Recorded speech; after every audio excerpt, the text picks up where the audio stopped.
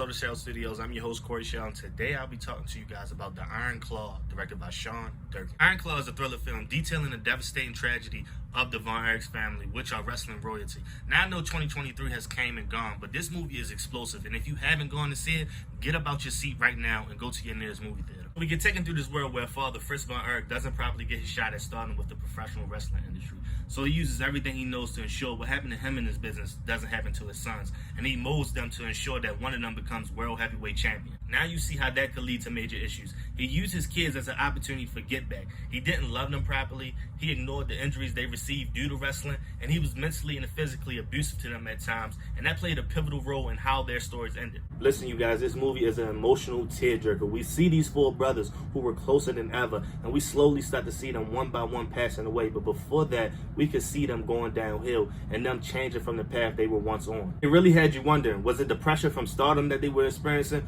or was it the lack of emotional guidance they were receiving from their parents? Ever since this movie dropped, we see Zac Efron's name been buzzing due to his performance in this movie, and I agree he did very well, but my pick for the sleeper pick of who had the best performance in this movie has to go to Jeremy Allen White's performance as Kerry Von Erich. He was the most successful one out of all his brothers in the professional wrestling industry, and one could say after watching this movie, he had the most tragic ending. As an individual with multiple brothers, I would say this film really broke my heart because we see these brothers, we constantly see them being together, loving each other, just overall being supportive of each other in this tough industry. But one by one, we see tragedy rip them apart from each other, and the ones that were left behind, they were no longer the same. Listen, you guys, there's so much trauma in this movie. They had to remove one of the brothers' death.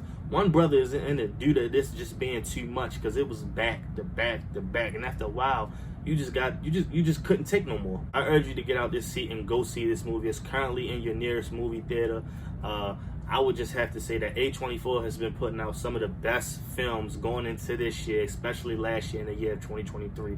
I can't wait for all the projects that will be coming out in 2024. That's A24, and I'm a true fan of this production company. Like they have a certain aura about them, the way they shoot their films, even the logo, it's just something so A24 about it. You know it's an A24 film. You know that they want to touch you with this film. It's just not, they're not releasing any type of stories, and you just have to love a production company that puts that much heart and soul into their projects.